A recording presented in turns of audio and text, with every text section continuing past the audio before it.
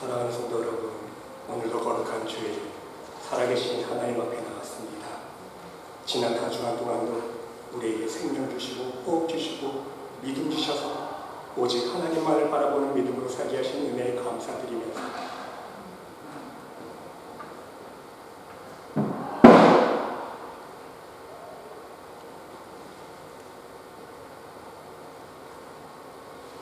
하나님의 은혜를 기억하며 오늘도 변함없이 우리에게 허락하여 주신 하나님의 은혜를 바라보고 소망하면서 우리의 상한 심령 위로하여 주시고 우리에게 새 소망 주시고 축복의 손길로 인도해 주시는 하나님의 은총의 손길을 풍성히 받아들일 수 있는 여러분 모두가 될 수 있으시기를 간절히 주님의 이름으로 기도드립니다. 다 같이 일어나셔서 사도신경으로 우리의 신앙을 고백드립니다. 전능하사 천지를 만드신 하나님 아버지를 내가 믿사오며 그 외아들 위주 예수 그리스도를 믿사오니 이는 성령으로 잉태하사 동정녀 마리아에게서 나시고 본디오 빌라도에게 고난을 받으사 십자가에 못 박혀 죽으시고 장사한 지 사흘 만에 죽은 자 가운데서 다시 살아나시며 하늘에 오르사 전능하신 하나님 우편에 앉아 계시다가 저리로서 산자와 죽은 자를 심판하러 오시리라. 성령을 믿사오며 거룩한 공예와 성도가 서로 교통하는 것과 죄를 사하여 씻는 것과 몸이 다시 사는 것과 영원히 사는 것을 믿사옵나이다. 아멘.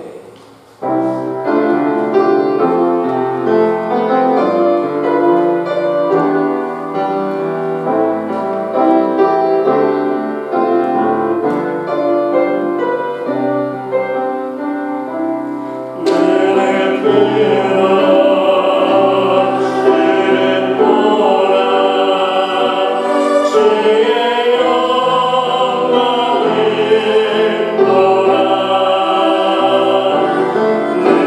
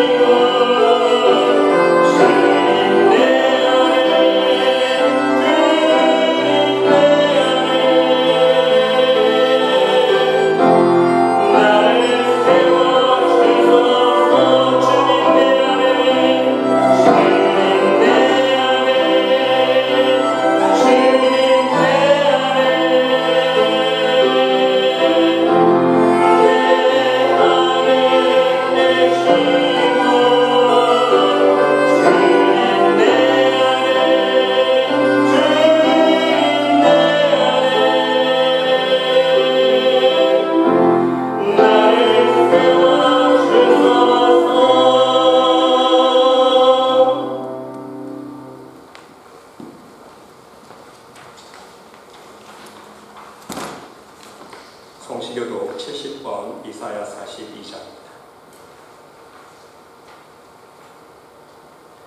내가 붙드는 나의 종 내 마음에 기뻐하는 자 곧 내가 택한 사람을 보라. 내가 나의 영을 그에게 주었은즉 그가 이방의 정의를 베풀리라. 그는 외치지 아니하며 목소리를 높이지 아니하며 그 소리를 거리에 들리게 하지 아니하며 상한 갈대를 꺾지 아니하며 꺼져가는 등불을 끄지 아니하고 진실로 정의를 시험할 것이니 그는 쇠하지 아니하며 낙담하지 아니하고 세상의 정의를 세우기를 이르니 사람들이 그 교훈을 영하리라. 나 여호와가 의로 너를 불렀은즉 내가 내 손을 잡아 너를 보호하며 너를 세워 백성의 언약과 이방의 빛이 되게 하리니 내가 눈먼 자들의 눈을 밝히며 갇힌 자를 감옥에서 이끌어내며 흑암에 앉은 자를 감방에서 나오게 하리라. 아멘. 자리에 앉으셔서 찬송가 412장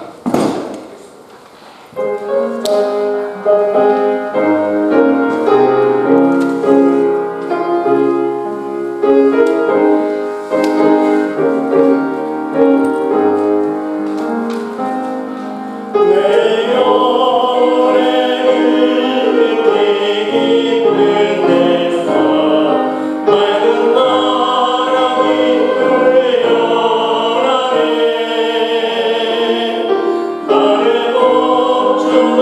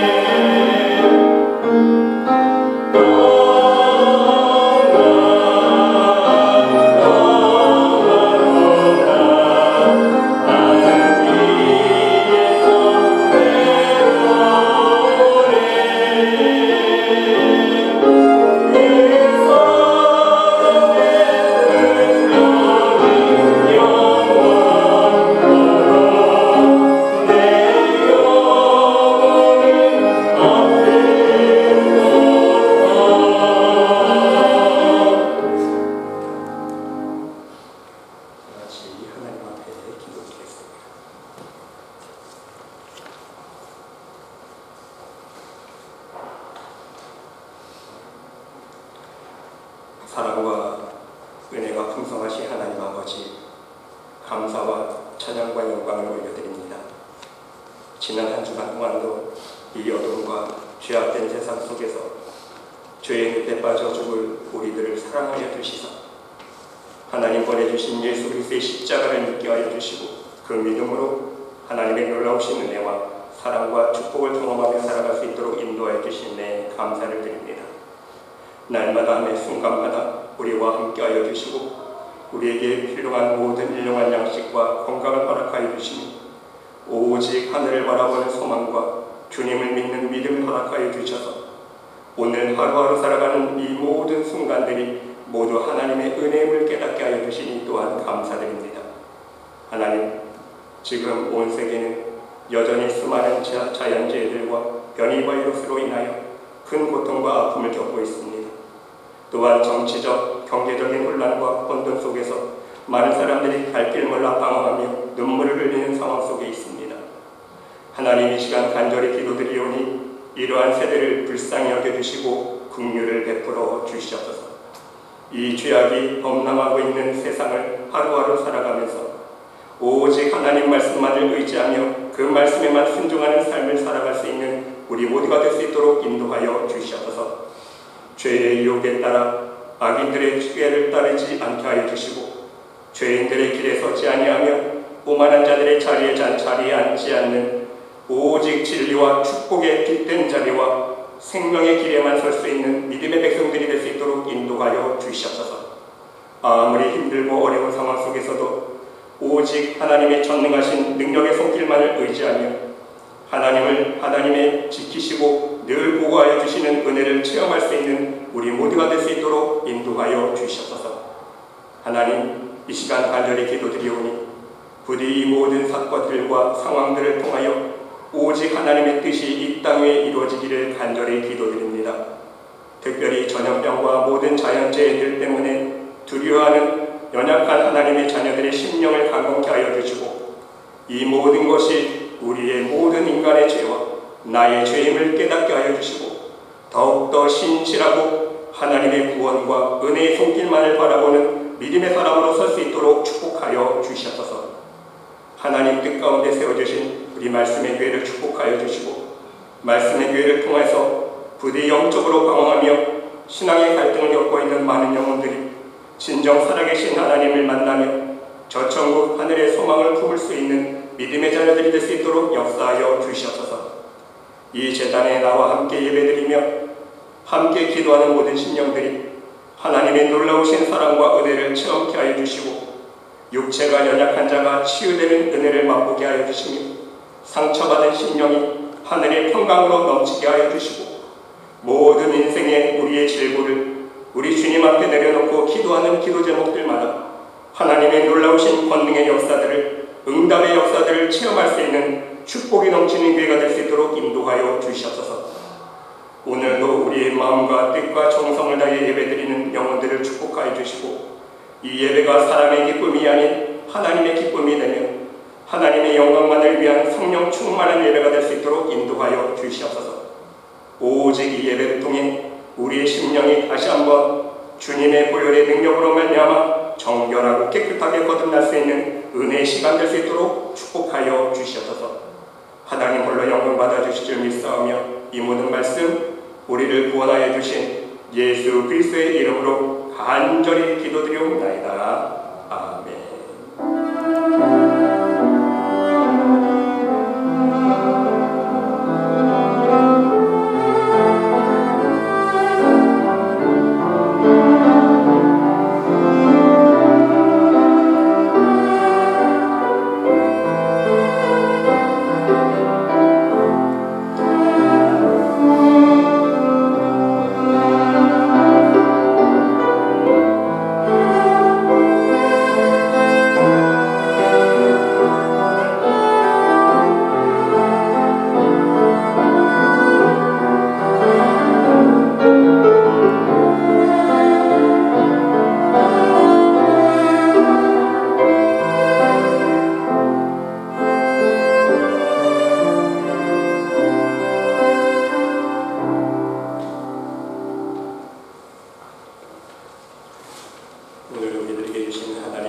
말씀은 마태복음 5장 7절 말씀입니다.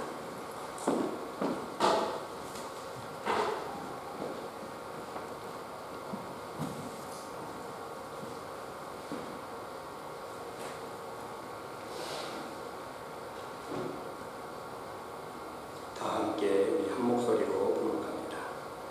긍휼히 여기는 자는 복이 있나니 그들이 긍휼히 여김을 받을 것이니요. 다시 한번 부목합니다.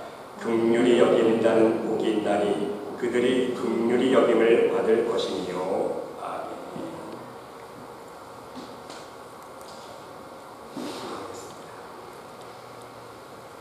사랑의 하나님 감사드립니다.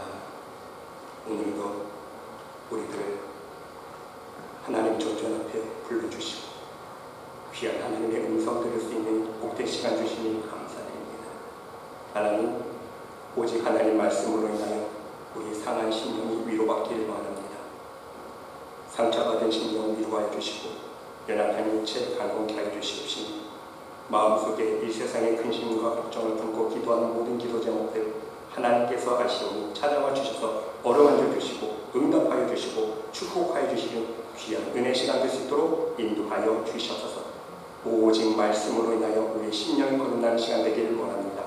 하나님 말씀하여 주시고 우리가 하나님의 말씀을 생명의 말씀으로 받아들일 때에 우리의 심령이 거듭나면 하늘나라 소망을 품고 오직 믿음으로 승리하며 살아갈 수 있는 믿음의 백성들이 모두 될 수 있도록 축복하여 주시옵소서. 하나님께서 함께 주를 믿사하며 이 모든 말씀 예수 그리스도의 이름으로 감사드리며 기도드리옵나이다. 아멘. 할렐루야. 사랑하는 성도 여러분, 오늘도 함께 예배드리시는 여러분들의 심령 위에, 여러분들의 가정 위에 우리 하나님의 놀라우신 사랑과 은혜와 평안과 축복이 풍성히 넘쳐나시기를 간절히 주님의 이름으로 축원드립니다. 여러분, 오늘은 계속해서 예수님께서 말씀해 주신 산상수훈 5번째 복에 대하여 함께 은혜를 나눠보고자 합니다. 여러분, 첫 번째에서 세 번째 복까지의 복은요, 개인의 심령에 대한 것이었습니다. 그리고 네 번째 복부터는 변화된 심령으로 실제로 행동으로 옮기는 실천적인 믿음에 관한 복을 말씀해 주셨습니다. 그래서 네 번째 복, 바로 의에 줄이고 목마른 자에 대한 복, 어떤 내용입니까? 우리가 죽을 것 같은, 그렇죠? 죽을 것 같은, 배가 고파서 죽을 것 같은 그러한 굶주림과 목마름에 대한 갈증으로 하나님의 의를 강구하고 실천하는 자에게 주어지는 복을 말씀해 주셨다는 사실입니다. 그리고 오늘 5번째 복은요, 긍휼을 베푸는 자에 대한 복입니다. 긍휼히 여기는 자는 복이 있나니 그들이 긍휼히 여김을 받을 것이니요. 긍휼을 베푸는 자가 긍휼을 얻는다는 말씀입니다. 그러면 여러분, 긍휼이란 무엇입니까? 인간적인 측면에서 긍휼은요, 사람들이 겪게 되는 고통과 아픔과 슬픔, 그러한 것들을 당하는 자들을 바라보면서 그들을 불쌍히 여겨주고 도와주고 싶고 그 사람이 다시 정상적인 자리로 돌아가기를 바라는 마음입니다. 사전적인 의미를 살펴보아도 가볍게 여겨서 도와주는 것을 의미합니다. 그런데 중요한 사실은요, 긍휼의 의미는요, 말로만 하는 게 아니라는 거예요. 행동까지 실천하는 것을 뜻하고 있다는 사실입니다. 그런데 여러분, 오늘 예수님께서 말씀하시고 있는 긍휼은요, 인간적인 면에서 긍휼이 아닙니다. 하나님의 긍휼을 말씀하고 있다는 것입니다. 하나님의 긍휼은 대상이 이미 정해져 있습니다. 하나님의 의를 저버린 죄인들을 향하신 사랑이 바로 긍휼이라는 것입니다. 죄인들을 불쌍히 여겨주시는 것입니다. 그리고 그 죄인들을 용서해 주시는 사랑이 긍휼입니다. 이미 예수 그리스도의 십자가를 통해서 그 긍휼의 사랑을 모든 죄인들에게 보여주셨고 베풀어 주셨습니다. 이것이 근본적인 의미에서 오늘 본문이 말씀하고 있는 긍휼입니다. 그런데 이제 문제는 무엇입니까? 우리 죄인들에게 하나님의 긍휼하신 사랑을 베풀어 주신 하나님께서 오늘 말씀해 주고 있다는 것입니다. 우리도 이 하나님의 긍휼을 마찬가지로 이웃에게 베풀 수 있을 때에 하나님께서도 우리들에게 긍휼의 축복을 허락해 주시겠다는 것입니다. 여러분, 이것은요, 오늘의 본문 말씀뿐만이 아닙니다. 성경 전체에서 하나님의 긍휼이 어떻게 역사하고 있는지를 살펴보면 먼저 여러분 구약을 보시기 바랍니다. 구약 성경에서 말씀하고 있는 긍휼은요, 죄에 대한 긍휼입니다. 심판뿐입니다. 죄인들을 어떻게 대하라고 말씀하고 있습니까? 내 눈이 그를 긍휼히 여기지 말고 무죄한 피를 흘린 죄를 이스라엘에서 제하라. 그리하면 너에게 복이 있으리라. 죄인들을 대하여 온전한 죄값을 치르게 하라는 것입니다. 그래야 하나님의 의를 지키는 것이 되고 하나님의 복이 임하게 되는 것입니다. 그런데 여러분, 한 차원 더욱더 깊이 생각해보면 하나님께서 개인적으로 이렇게 죄에 대한 심판을 말씀하고 있지만 하나님의 구원의 역사, 전체적인 종합적이고 보편적인 하나님의 구원의 역사 측면에서 살펴보면 하나님의 뜻은 무엇입니까? 하나님에 대하여 불의만을 행한 이스라엘 백성들에 대해서 하나님께서 심판하고 끝내버리셨습니까? 그게 절대로 아니라는 거예요. 하나님은요, 이스라엘 백성들에게 계속해서 끊임없는 사랑의 긍휼을 베풀어 주셨다는 것입니다. 죄에 대하여는 심판해 주셨지만 계속해서 죄를 지어도 돌아오라고 내가 긍휼히 여겨주고 용서해 주겠다고 계속해서 사랑의 손길을 펼치시는 것이 구약 성경의 흐름이라는 말씀인 것입니다. 호세아서 말씀을 보시기 바랍니다. 하나님의 사랑을 배신하고 배반했어도 하나님의 사랑은 더욱더 뜨겁게 역사하고 있지 않았습니까? 바로 죄인들을 향한 하나님의 불타는 긍휼하심과 사랑이 있었기 때문에 독생자 아들 예수 그리스도까지 십자가의 희생제물로 죽이시는 그 죽음보다 강한 사랑을 보여주셨다는 사실입니다. 그래서 신약 성경에서는요, 너희가 나의 불같은 바람없는 사랑을 받았기 때문에 더욱이 너희가 예수 그리스도의 십자가의 사랑을 받았기 때문에 어떻게 하라고요? 다시금 너희가 그 사랑을 실천하라고 하나님은 요구하고 계시다는 것. 그러기에 우리도 하나님의 긍휼하심으로 우리의 이웃을 긍휼히 여길 수 있어야 된다는 말씀인 것입니다. 야고보서 2장 13절 말씀을 보시기 바랍니다. 긍휼을 행하지 아니하는 자에게는 긍휼 없는 심판이 있으리라. 무슨 뜻입니까? 우리가 이웃에게 긍휼을 베풀지 아니하면 하나님께서도 우리에게 긍휼 없는 심판을 내리시겠다는 뜻입니다. 이것은 바로 사람과의 관계가 하나님과의 관계로 연결되어 있음을 말씀해 주고 있는 것 아닙니까? 또한 여러분 마태복음 18장 35절을 보시기 바랍니다. 너희가 각각 마음으로부터 형제를 용서하지 아니하면 나의 하늘 아버지께서도 너에게 이와 같이 하시리라. 왜?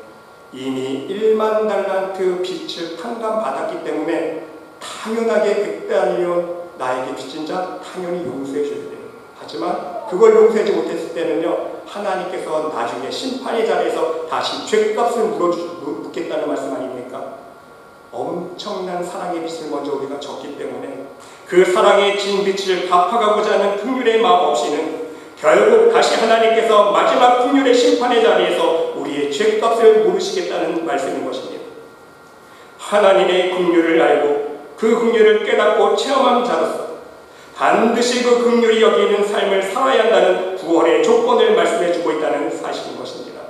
구원의 절대적인 조건이라는 거예요, 여러분. 우리들이 형제를 용서하지 않으면요, 하나님께서도 우리를 용서하지 않으신다는 무서운 경고의 말씀인 것입니다. 요한일서 말씀 보세요. 1서 어떤 말씀이 있습니까? 너희가 형제를 사랑하는 사람이 사망에서 생명으로 옮겨졌다 그랬어요.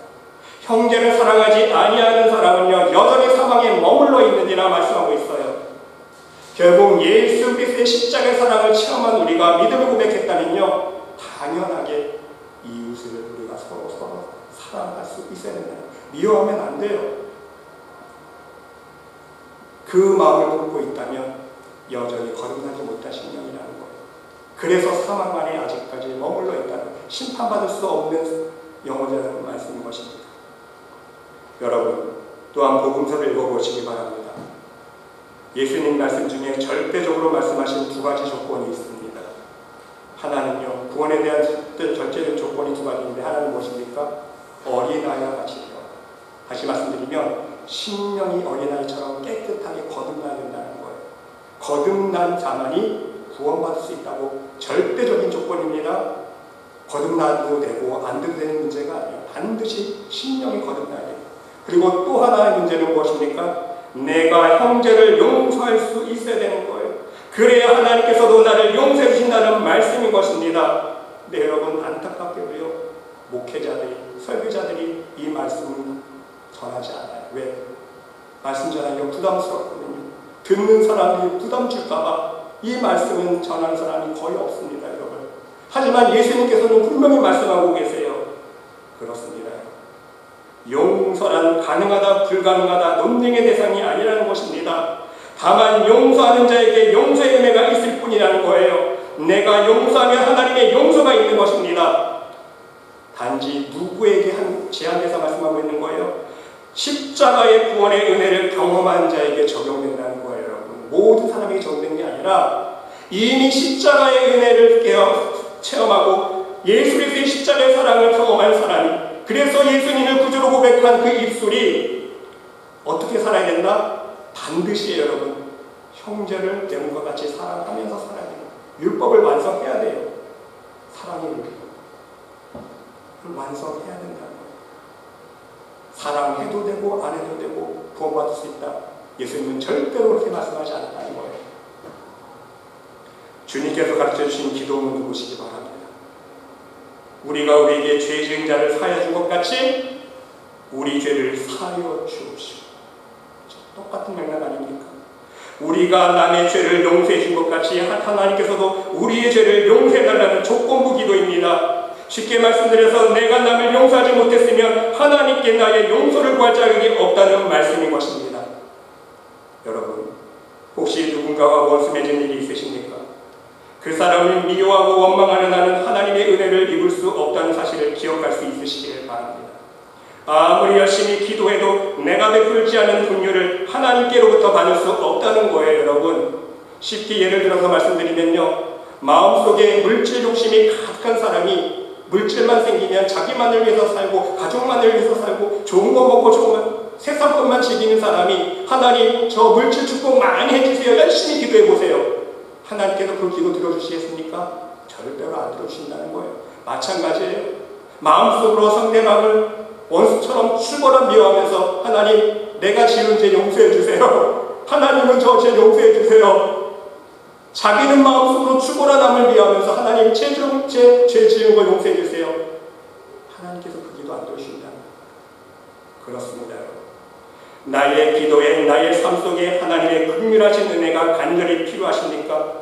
하나님 앞에서 간구하기 앞서서 기도하기 앞서서 먼저 하나님이 원하시는 긍휼의 삶을 실천할 수 있으시기를 바랍니다. 이것이 사람과의 관계가 아니라 하나님의 관계를 개선하고 하나님께로부터 놀라운 사랑과 은총을 받을 수 있는 비결이기 때문인 것입니다. 그러면 여러분, 여기서 우리는 좀 더 깊은 긍휼의 의미를 살펴볼 수 있어야 됩니다. 첫째로 여러분, 긍휼을 헬라어로 살펴보면요, 엘레에몬인데요, 라틴어로는 캐세드라고 합니다. 이것은 단순한 감정의 표현이 아닌 좀 특별한 의미를 가지고 있습니다. 원문의 뜻으로는요, 그 사람의 피부 깊숙이 들어가서 상대방 입장에서 이해하는 것을 의미합니다. 상대방의 생각, 상대방의 감정, 상대방의 경험 속에 내가 실제로 동참하면서 사랑할 수 있을 때 그것이 긍휼이라는 것입니다. 나는 높은 자리에 앉아서 낮은 자리에 있는 그에게 불쌍하다고 동정하는 그러한 감상적인 긍휼이 아니라 내가 그와 같은 처지와 형편으로 내려와서 눈높이로 내려온다는 것이 쉽게 말씀드려서 함께 체험하는 거예요. 그의 감정, 그의 느낌을 함께 나누고 공감하는 것을 뜻합니다. 상대가 육체적인 아픔이 있을 때 내가 그 아픔을 함께 느끼는 고통이 있어야 되는 거예요. 상대가 마음 아파 슬퍼할 때도요, 나도 그 슬픔이 나의 슬픔인 것처럼 함께 느낄 수 있어야 된다는 말씀인 것입니다. 상대방이 굶주렸을 때 나도 굶주리는 것처럼 기도할 수 있어야 돼요. 상대방이 생활비가 없어서 허덕일 때 하나님 내가 생활비 없는 것처럼 간절한 마음으로 함께 그 고통을 느끼면서 기도할 수 있어야 된다는 거예요. 그게 진정한 긍휼이라는 것입니다. 두 번째로 긍휼은요, 이해를 넘어서서 용서하는 마음입니다.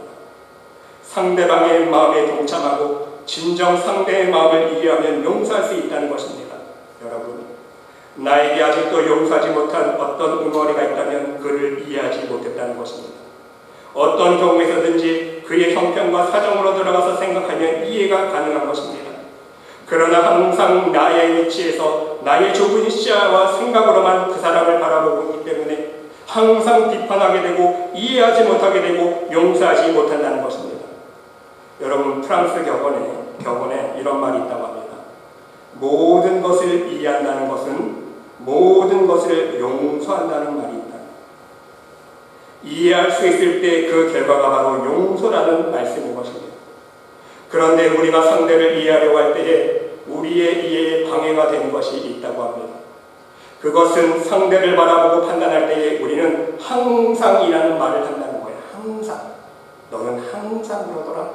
너는 항상 물건 쓰고 정리 안 하더라. 너는 항상 이렇게. 너는 항상 저렇게. 항상이라는 말이 붙기 시작하는 순간 그 사람을 이해하기란 불가능해진다는 사실인 것입니다. 그래서 여러분, 어떤 심리학자는요, 우리들의 일상 대화 속에서 항상이라는 말은 빼라고 권면한다고 합니다. 가령 어린아이들이 실수를 했을 경우에 너는 항상 그렇다고, 과거에도 그랬고 지금도 그랬고 하지도 않은 미래까지도 그럴 것이다, 이렇게 단정을 한다는 것입니다.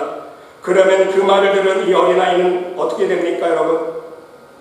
항상 그렇게 행동하며 살아갈 수밖에 없다. 고칠 수가 없다는 거예요. 그러기에 오늘 실수한 사건 하나만 지적하라는 것입니다. 항상 실수한다고, 너는 그렇게 항상 실수할 것이라고 말하면 용서할 여지가 없지만 단 한 번의 실수로 보아주면 용서하기가 쉬워진다는 말씀인 것입니다. 여러분, 정말 일리 있는 심리학적인 분석인 것입니다. 그런데 여러분, 더욱더 중요한 사실은요, 때때로 묵인하고 모른 척하는 긍휼의 마음이 더욱더 필요하다는 것입니다. 왜입니까? 같은 실수를 한 사람은요, 자신도 알기 때문인 것입니다. 본인도 알아요.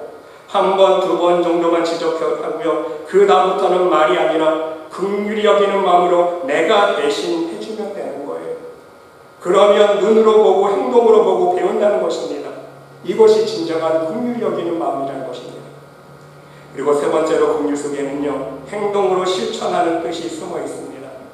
긍휼히 여긴다는 말 속에는요, 그 긍휼을 말로만 끝내지 않고 행동으로 옮기는 것인데요, 그 행동으로 옮기는 것을 뒤로 미루지 않고 그 즉시 움직이라는 뜻이 숨어 있다는 사실인 것입니다. 그렇습니다. 하나님의 긍휼을 베풀 때는요, 더욱 즉각적인 행동이 있어야 한다는 것입니다. 왜입니까? 사실 사람의 마음은요, 그 순간만 지나가면 그 생각이, 마음이 바뀌기 때문에 마음이 달라진다는 거예요.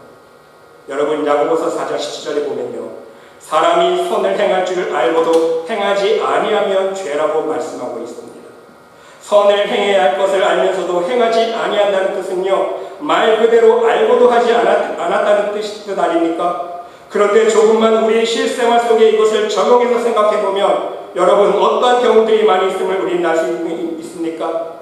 내가 지금 선을 행해야 되는 것을 알기는 아는데, 내가 지금 상황에서 하나님의 의를 드러내고 하나님의 사랑을 드러내야 하는 것이 맞기는 맞는데 지금은 아니라는 거예요.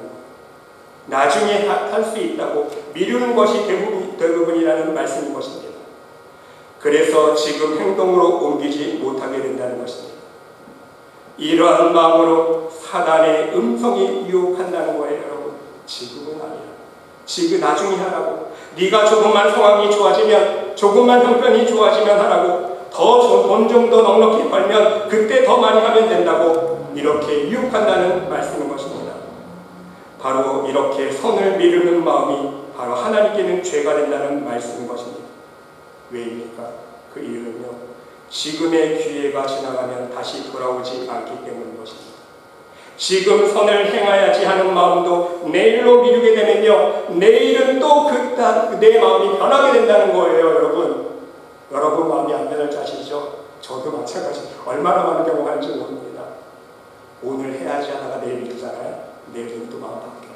에이, 야, 관두지 귀찮아. 내 마음도 선을 행하지 않기로 지나가 버린다는 것입니다. 그러므로 여러분의 눈에 하나님의 의를 드러내고 하나님의 사랑과 선과 긍휼을 드러내야 하는 일들이 보이신다면 절대로 미루지 마시고 그 즉시 행동으로 옮길 수 있는 지혜로운 믿음의 자녀들이 될 수 있으시기를 바랍니다. 이것이 바로 하나님의 긍휼하심과 하나님의 사랑과 축복을 더욱더 풍성히 받아 누릴 수 있는 지혜로운 삶이기 때문인 것입니다. 그리고 여러분, 우리가 한 가지 더 명심하고 기억해야 될 것이 있는데요. 그것은 하나님 앞에서 긍휼을 구하는 기도를 하지 않습니까? 우리가 하나님 앞에 긍휼을 구하는 기도가 있기에 그 기도를 하기에 우리 또한 긍휼을 행할 수 있어야 된다는 말씀인 것입니다. 다시 말씀드리면요, 우리 죄를 하나님께 무조건 용서해 주기를 바라는 것처럼 우리가 해야 하는 용서에도 조건이 있을 수 없다는 것입니다. 진정으로 회개하는 자에게 무조건적인 용서를 베풀어야 된다는 거예요. 여러분, 예수님께 베드로가 묻지 않았습니까? 7번 용서하면 되겠습니까? 충분하지요? 이때에 예수님은 어떻게 대답해 주셨습니까? 아니라예요. 한계가 없다는 거예요. 70번씩 7번이라도 용서하라. 무슨 뜻입니까? 이 말씀은요, 용서를 몇 번으로 제한하는 것이 아니라 얼마든지 용서라는 뜻 아닙니까? 여러분, 유대랍비의 교훈에서는요 3번까지 용서라고 적혀있지만 그리스도인들의 용서는요 한계가 없다는 것입니다. 우리가 죄 짓고 하나님의 긍휼을 바라고, 그리고 용서받고 또 죄를 짓고 또 하나님의 긍휼을 바라는 마음으로 또 회개하면서 하나님 앞에 긍휼의 기도를 기도하듯이 우리에게도 용서를 구하러 나오는 자들에게 긍휼을 베푸는 숫자의 제한이 없다는 것입니다. 용서를 구하면 무조건인 거예요. 좁고 무조건 계속해서 긍휼을 베풀어야 한다는 말씀인 것입니다. 그러면 여러분, 이제 좀 더 깊이를 더해서 긍휼히 여기며 살라는 것이 우리에게 어떤 의미를 주고 있는지 우리는 깨달을 수 있어야 합니다. 첫 번째는요, 하나님의 마음으로 돌아가라는 뜻이 숨어져 있습니다. 하나님의 자녀가 되었으면 하나님을 닮아야 하지 않겠냐는 말씀인 것입니다. 잘 아는 여러분 아시는 대로 너그러운 부모 밑에서 자란 사람은요 그 부모의 모습을 보고 배우지 않습니까? 그 사람은요 너그러움을 베풀 줄 아는 사람이 되는 거예요. 손님 대접을 잘하는 집에서 자란 사람은요 부모의 모습을 보고 배웁니다. 손님 대접을 잘하게 됩니다. 이처럼 우리가 하나님의 자녀가 되었으면요 하나님의 마음으로 돌아가서 하나님이 우리에게 베푸신 긍휼처럼 우리도 그 긍휼을 베풀어야 하는 것이 당연하다는 말씀인 거예요. 여러분, 제가 간증 하나 말씀드리면요, 우리 큰 기훈이 하늘나라 가기 전에 아마 한 4살쯤 됐을 거예요. 제가 주한장로교회에서 사역했을 때에 명절 때 과일 선물들을 많이 받았습니다. 그래서 그 과일 선물들을 많이 받아서 과일이 많아요. 그래서 보면서 야, 이거 너무 많다. 우리 나눠 먹어요. 다 못 먹을 것 같으니까 다 나눠 먹어야겠다. 말을 꺼내자마자 그 꼬맹이 입에서 나온 말이 뭔지 아세요? 그렇죠. 나눠 먹어야지요. 우리만 먹으면 안 되죠. 누구실까요? 꼬맹이 입에서 나오더라고요. 저 깜짝 놀랐어요. 보고 배웠다는 거예요. 엄마 아빠가 뭐만 생기면 다 나눠주는 걸 보면서 그렇기 때문에 그렇죠. 나눠 먹으죠. 우리만 먹으면 안 되죠. 그러더라고요. 보고 배웠다는 것입니다. 여러분, 우리도 마찬가지입니다. 예수님의 선행, 우리 예수님의 섬김의 모습, 죄인들을 용서하여 주시고 사랑하여 주시는 모습을 우리가 성경에서 날마다 읽고 보고 배우지 않습니까? 부디 여러분 모두 그렇게 살 수 있으시기를 바랍니다. 예수님의 마음처럼, 하나님의 마음처럼. 이것이 바로 하나님께서 우리들에게 원하시는 긍휼의 삶이요 복받는 비결이기 때문인 것입니다. 두 번째는요, 긍휼히 여기는 삶을 살라는 것은요 내 공로로 구원받지 못한 죄인임을 스스로 인정하라는 것입니다. 우리는 우리의 의와 공로가 아니라 하나님의 긍휼로 구원받았기 때문에 그 긍휼을 이웃에게 베풀 때마다 나 역시 하나님 앞에서 죽을 수밖에 없었던 죄인임을 또 기억하고 명심하라는 것입니다. 절대로 잊어버리면 안 돼요, 여러분. 이것을 망각해버리는 순간 1만 달란트 탕감받은 자처럼 하나님의 긍휼의 심판 자리에서 다시 책임을 물으시는 거예요. 괘씸하구나. 내가 1만 달란트 정도 되는 너의 큰 죄값을 내가 탕감해줬는데 없는 것처럼 덮어줬는데 너는 너희 이웃의 조금 100데나리온 그거 가지고 너는 용서하지 못하느냐. 하나님께서는요 그걸 다시 책임을 물으신다. 그래서 여러분, 우리가 하나님의 의의 긍휼로 구원받은 백성이었다는 것 절대로 망각해버립니다. 망각하는 순간 1만 달란트 빚진 자가 되는 거예요. 세 번째는요, 긍휼히 여기는 삶을 살라는 것은요 계속적으로 긍휼을 힘입어 그 긍휼 속에 살아가라는 뜻입니다. 여러분, 우리의 과거는요 죽을 죄입니다. 근데 하나님의 은혜로 예수 그리스도의 십자가의 은혜로 우리가 구원받지 않았습니까? 구원받은 백성이 되었어요. 오직 하나님의 긍휼의 은혜입니다. 그리고 오늘 이 순간에도 하나님의 긍휼이 필요하고요. 앞으로도 계속적으로 하나님의 긍휼을 받아야 살 수 있는 사람이라는 거예요. 왜? 연약한 죄인이기 때문인 것입니다. 이것을 신학적으로 어떻게 표현하고 있냐면요, 은혜 받은 죄인이요 구원받은 죄인이라는 거예요. 그래서 하나님 앞에 서는 날까지 하나님의 긍휼하신 은혜가 절대적으로 필요하다는 말씀인 것입니다. 그런데 여러분, 나는 긍휼을 베풀지 않으면서 긍휼을 구하기만 하면 어떻게 되겠습니까? 하나님께 긍휼을 구하는 마음은 곧 긍휼을 베푸는 마음으로 드러날 수 있어야 된다는 것입니다. 하나님께서 나의 죄를 무조건 용서해 주시기를 바라고 그렇게 우리가 기도하는 것처럼 나도 똑같이 이웃에 대하여 무조건 용서해 줄 수밖에 없다는 거예요. 나도 이웃에게 긍휼을 베풀어야 된다는 말씀인 것입니다. 그러면 여러분, 오늘 결론의 말씀으로 하나님은 긍휼히 여기는 자에게 복이 있다고 말씀해 주셨는데 어떤 복을 받을 수 있는 것입니까? 첫째는요, 우리의 영과 육이 강건해지는 복이 임한다는 것입니다. 여러분, 잠언 11장 17절 말씀에 보면요, 인자한 자는 자기의 영혼을 이롭게 하고 잔인한 자는 자기의 몸을 해롭게 하느니라 말씀하고 있습니다. 여러분, 영혼과 몸이 지금 대조되고 있지 않습니까?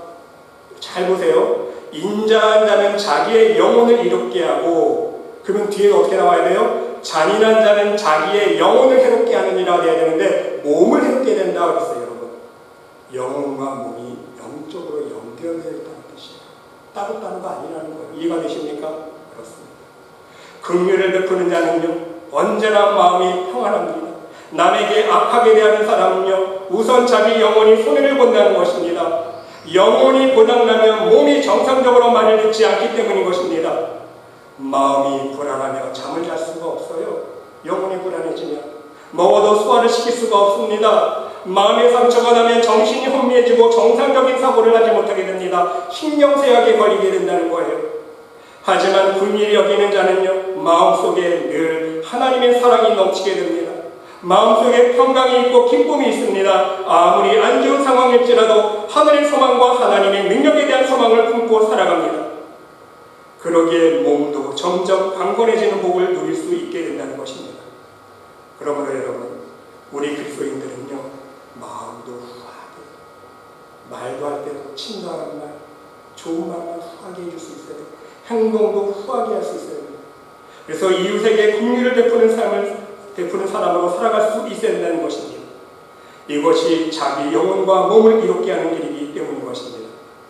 잠언 14장 21절에도 보면요, 이웃을 업신 여기는 자는 죄를 범하는 자요, 빈곤한 자를 불쌍히 여기자는 복이 있는 자니라 말씀하고 있기 때문인 것입니다.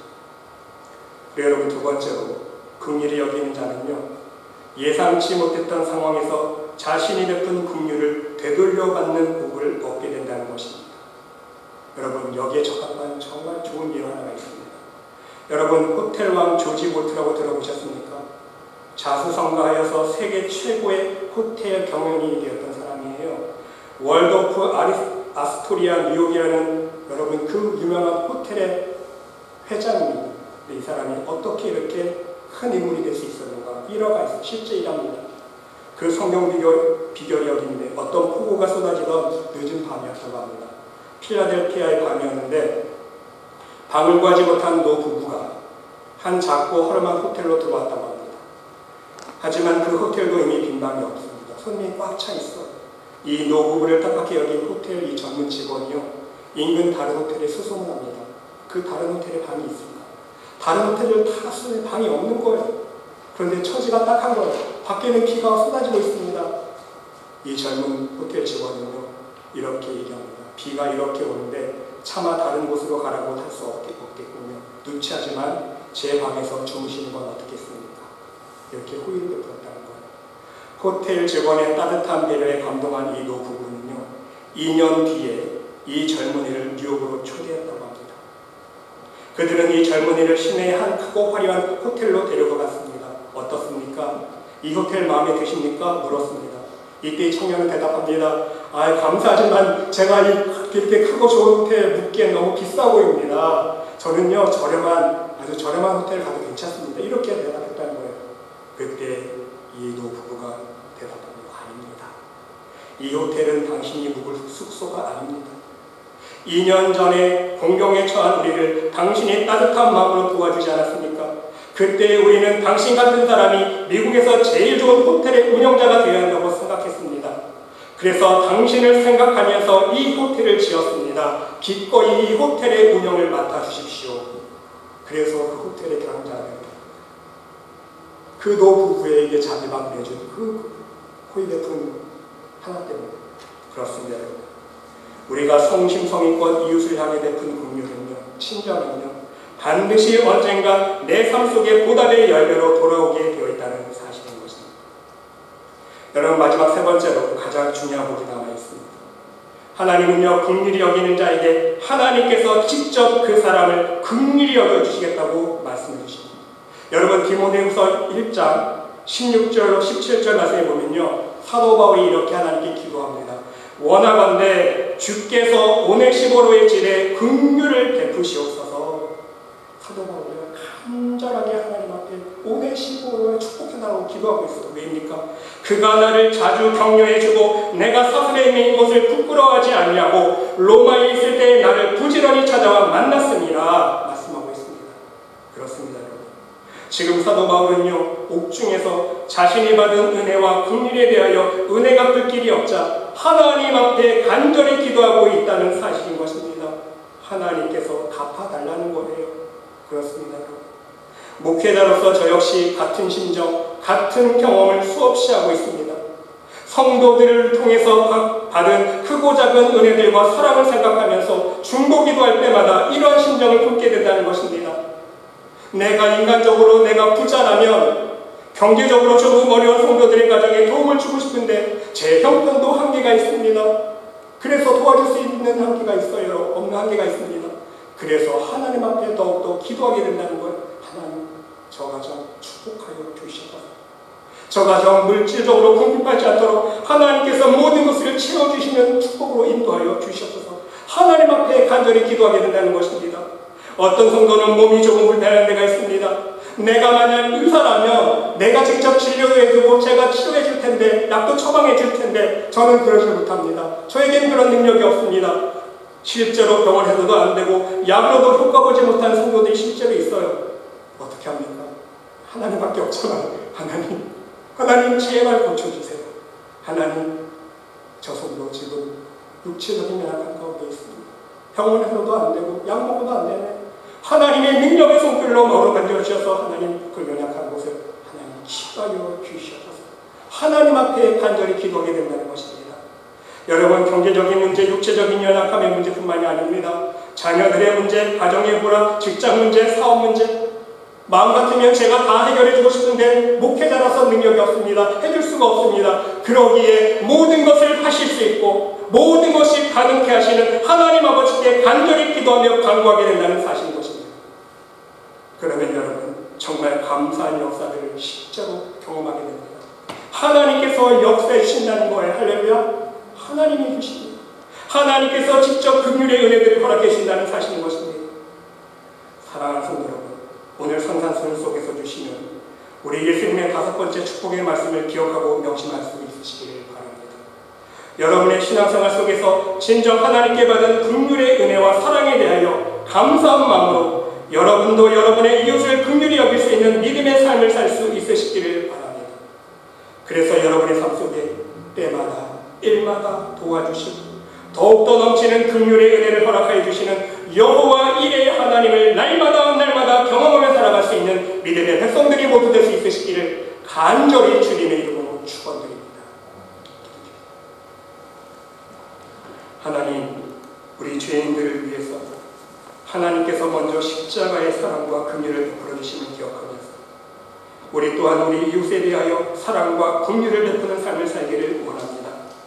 우리 심령 위에 오직 성령으로 충만케 하여 주시사 하나님의 마음을 따라 예수님께서 보여주신 사랑의 본을 실천하며 살아갈 수 있도록 은혜 베풀어 주시옵소서.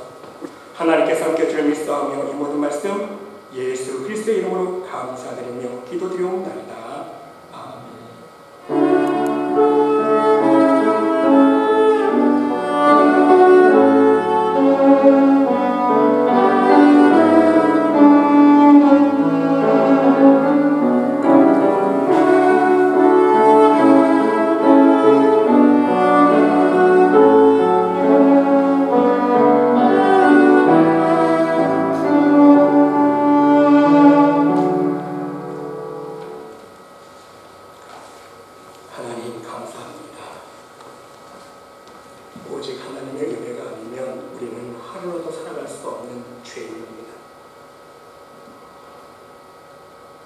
감사합니다. 오늘도 우리에게 은혜를 허락하여 주시고 믿음 주시고 소망 주셔서 하나님 앞에 나와 예배드리게 하시니 감사드립니다. 하나님, 이 감사한 마음 하나님 앞에 서는 날까지 변치 않도록 인도하여 주시옵시고 오늘도 그 기쁨과 감사가 있기에 빈마음 빈손 들지 아니하고 하나님께서 허락해 주신 생명의 일부를 구분하여 올려드릴 손길 하나님 축복하여 주시고 함량하여 주시옵소서. 하나님 앞에 드린 이 모든 예물들 단 1센트라도 이 땅에 떨어진 예물 되지 않도록 인도하여 주시옵소서. 오직 하나님 나라 저들 창고마다 귀한 멸관과 성급될 수 있도록 축복하여 주시고 이 예물이 쓰이는 곳곳마다 하나님 나라가 증거되어지며 우리 예수 그리스도의 이름이 전파되어지는 귀한 복음의 사업에 쓸 수 있도록 인도하여 주시옵소서. 다시 한번 간절히 기도드리오기는 사랑하는 우리 말씀에 대해 모든 성도들 가정들 축복하여 주시사 이 어려운 시기 오직 하나님의 은혜만을 강구하며 하나님의 능력의 손길만을 체험하며 살아가는 복된 하나님의 백성들 모두 될 수 있도록 축복하여 주시옵소서. 날마다 매 순간마다 때를 따라 도우시는 하나님의 은혜 손길을 체험할 수 있도록 축복하여 주시옵소서. 하나님께서 함께해 믿사오며 이 모든 말씀 예수 그리스도의 이름으로 감사드리며 공헌 기도드리옵나이다. 아멘.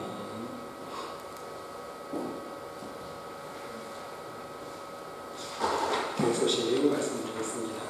다시 한번 함께 예배드리시는 여러분의 가정과 종교에 하나님의 사랑과 축복이 풍성히 넘쳐나시기를 기도드립니다.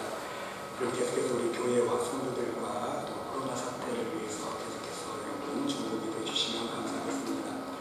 오늘은 8월 첫째 주인데요. 우리 8월달 생신 맞으신 분이 있습니다. 우리 예배 후에 잠깐 뒤에 모여서 생신 축하 잠깐 축하드리고 함께 기도하는 시간 갖도록 하겠습니다.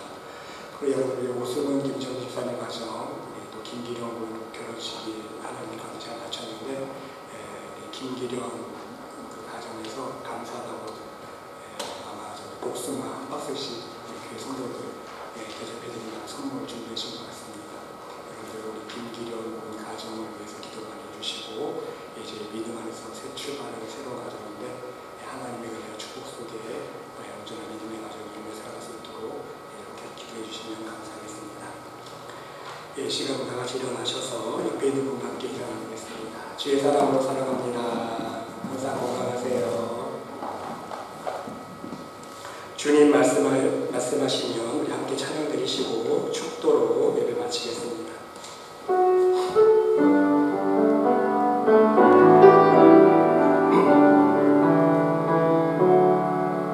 주님 말씀하시면 주님